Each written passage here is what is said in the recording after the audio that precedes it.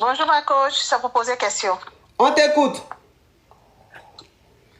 En fait, mon histoire là est un peu rocambolesque. Digne. J'ai rencontré un monsieur en tant qu'une femme qui servait dans un restaurant. Oui. Et quand on s'est rencontrés, il a voulu qu'on soit ensemble, on a commencé à sortir ensemble, tout ça. Mais c'était un homme marié. Il ne voulait pas que sa communauté sache qu'il sorte avec une fille noire, tout ça. Parce que Africaine, pardon. j'ai pas envie de donner sa nationalité, voilà. Donc, il était avec moi, tout ça.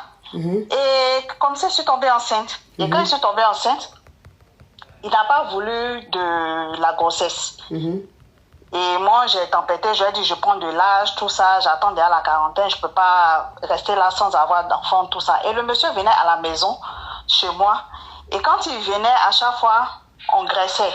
À chaque fois, on graissait. Mais toutes les fois qu'on graisse, moi, je ne vais pas comme ça à la douche. Quand on finit de greffer comme ça, je dors. Et puis le lendemain, je prends ma douche et tout. Mais ce jour-là, il est venu en agrès. Je suis allée dans la douche. Donc, en me nettoyant et tout, j'ai mis bon, je ne sais pas comment expliquer ça, en faisant ma toilette, je ne sais pas si c'est possible de le dire dans votre direct. En faisant ma toilette, j'ai senti un truc là-bas. Et je ressors le doigt, je vois que c'est un gros comprimé. Donc, j'ai pris le comprimé.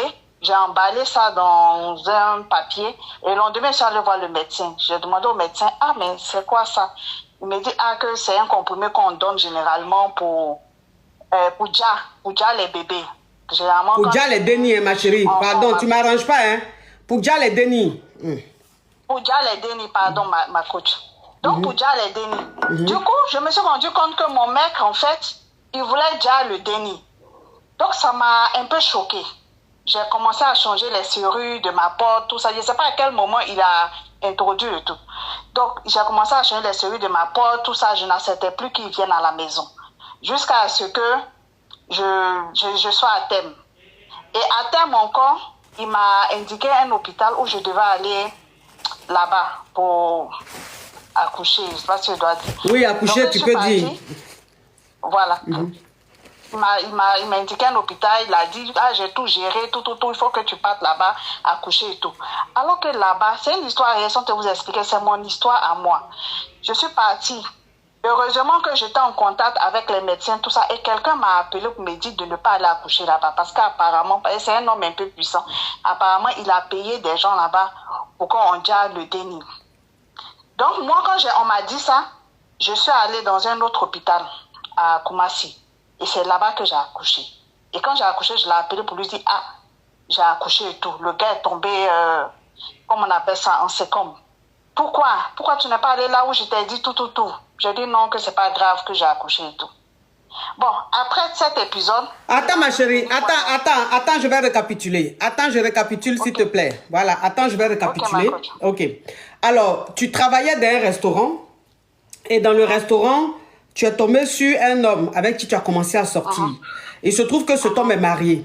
Et il est d'une autre communauté. Donc, il a toujours caché votre relation. Il ne voulait pas que sa communauté sache qu'il est avec toi. Et il est marié. Toi aussi, tu savais qu'il était marié. Ça ne te dérangeait pas. En tout cas, tu étais sa chise et tout. Donc, vous avez commencé à gré. Et tu es tombé enceinte. Donc, quand tu es tombé enceinte, que tu lui as dit, il t'a dit non, lui, il ne veut pas du déni.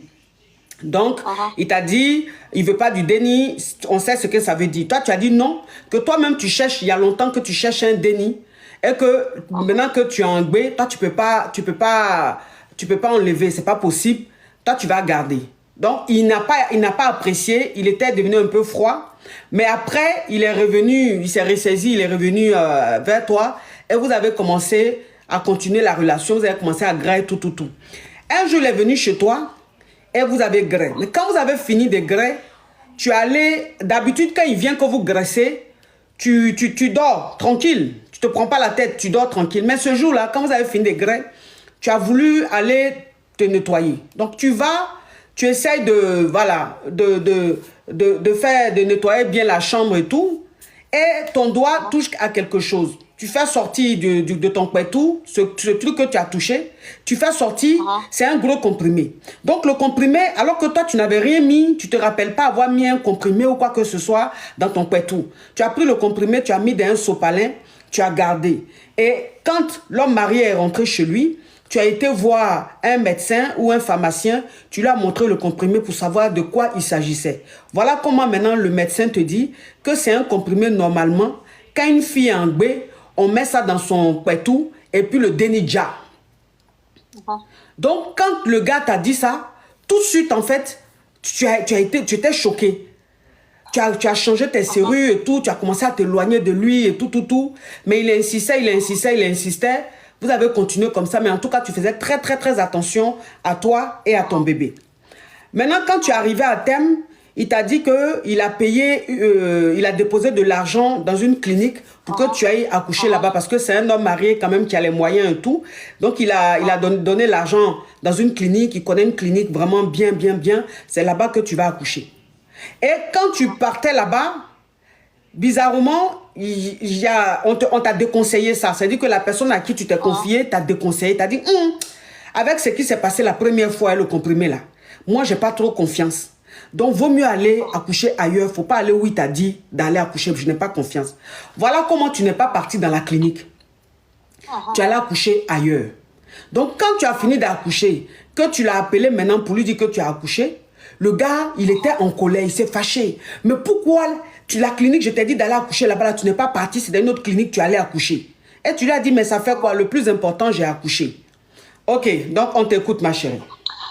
Voilà, donc quand j'ai accouché, je suis rentrée quelques jours après. Lui et sa communauté ont décidé de venir voir l'enfant. Et bizarrement, quand ils ont appelé pour dire qu'ils arrivent, l'enfant a eu un malaise. Voilà, l'enfant a eu un malaise, j'ai dû conduire l'enfant rapidement à l'hôpital. Et quand ils sont venus, malheureusement pour eux, ils ne sont pas tombés sur l'enfant. Tout ça, je dis que c'est la grâce de Dieu parce que je ne sais pas avec quoi aussi ils venaient, peut-être pour, voilà. Donc moi, pendant tout ce temps, on est restés quand même ensemble parce que bon, effectivement, je viens d'une famille assez poivre, tout ça, et c'est lui vraiment qui me gérait. Mais c'est côté enfant là, il ne voulait pas parce que il voulait même pas que sa femme soit avec une fille black. Tout ça, machin, voilà, bref. Et donc, quelque temps après, comme moi, j'ai beaucoup évolué dans les bars, dans les restaurants et tout, il a payé un restaurant et il a voulu que je gère le restaurant et tout. Donc, j'ai commencé à gérer, ça a commencé à marcher, tout ça en zone 4. Vraiment, c'était un restaurant qui était assez connu. Et on est resté comme ça dans la relation. Et puis, un jour, j'ai tapé sur table. Et comme pardon, c'était pas à cause de moi. Et lui et sa femme, il y avait déjà des soucis. Ils ont pu divorcer et tout. Et il est revenu, il m'a dit, qui veut m'épouser?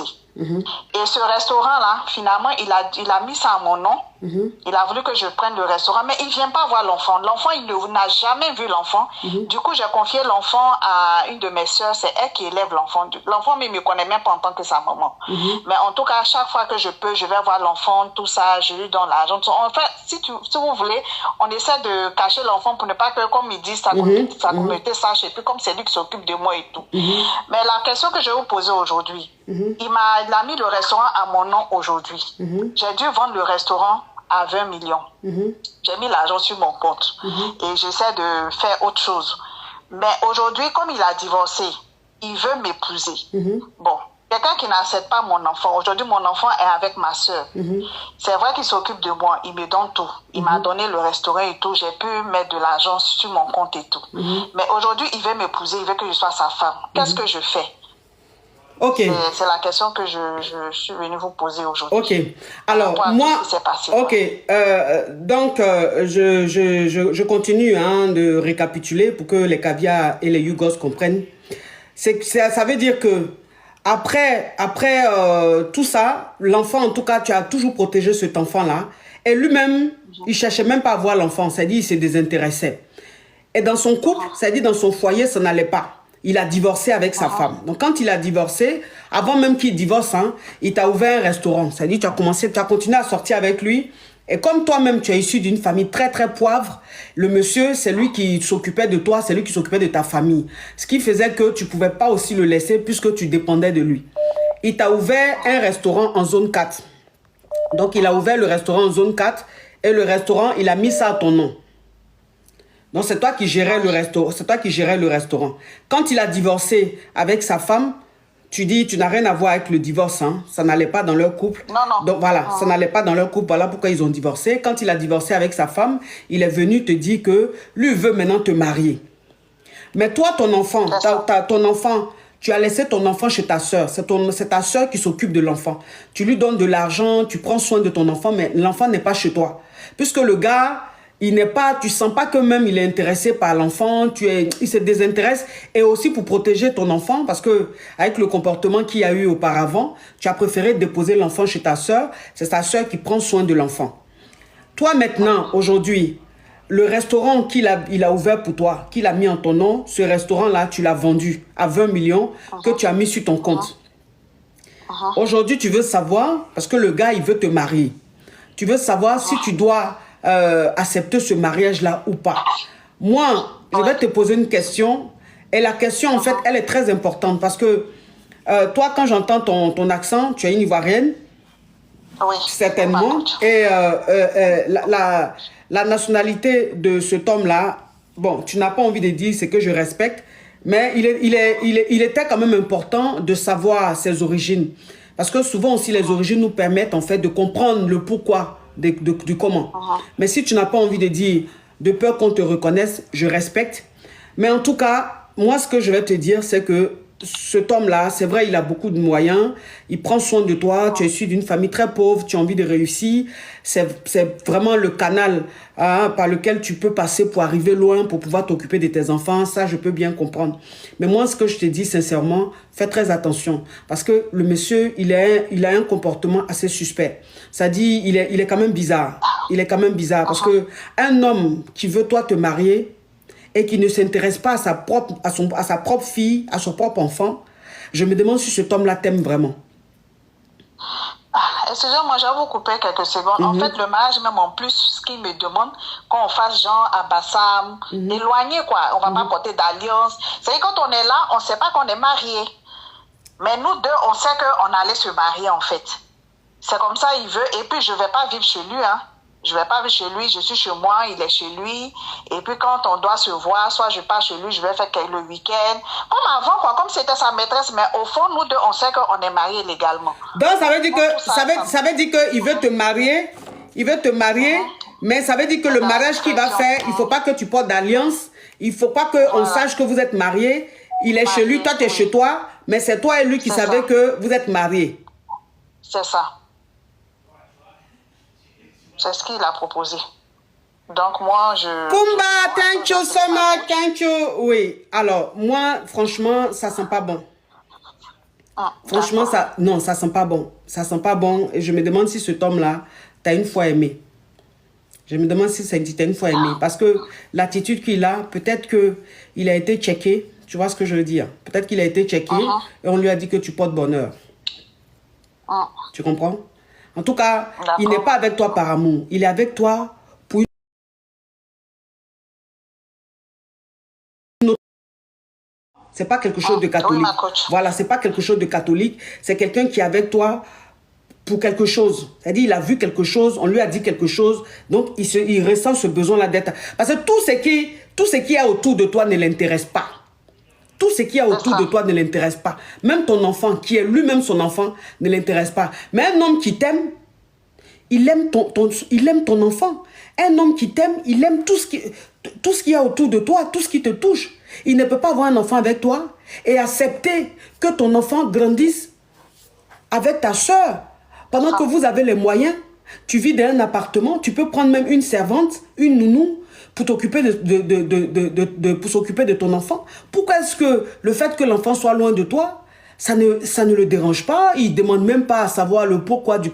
En fait, je dis, il a un comportement très bizarre. Et moi, je ne me sens pas... Ça ne me rassure pas. Donc, ce mariage-là, il faut refuser. Ce mariage-là, il faut refuser. Et puis, tu ne peux pas te marier à quelqu'un... Il ne veut pas mélanger son sang. Il ne veut pas mélanger son sang. C'est une honte pour eux. Je sais pas si vous imaginez... C'est quelle communauté? Voilà. Donc, le genre de... Oui. Non, c'est bon, je vois qui c'est. Je vois déjà qui c'est, mais il ne faut pas dire, c'est bon. Ok, d'accord. Voilà. Donc, il ne faut pas accepter ce mariage-là. D'accord. Faut pas... Une chose, Brandy, tes émoticônes de tête de mort que tu mets là, il ne faut pas mettre, je n'aime pas. Les réseaux n'aiment pas ça. Tu as compris, Brandy? Soit tu écris un commentaire, où tu n'écris pas. Mais les émoticônes comme ça, là, les réseaux n'aiment pas, ça fait bugger le live. Non, il ne faut plus refaire ça. Tu as compris, ma chérie, il faut refuser. D'accord. Faut refuser. Je vous souhaite un très bon mois de Merci, merci. Voilà. Merci. Courage à toi, ma chérie. Fais très attention à toi, s'il te plaît. Merci beaucoup, ma coach. Oui, tu es avec quelqu'un de grave. Donc, fais attention. Prends soin de toi. Okay.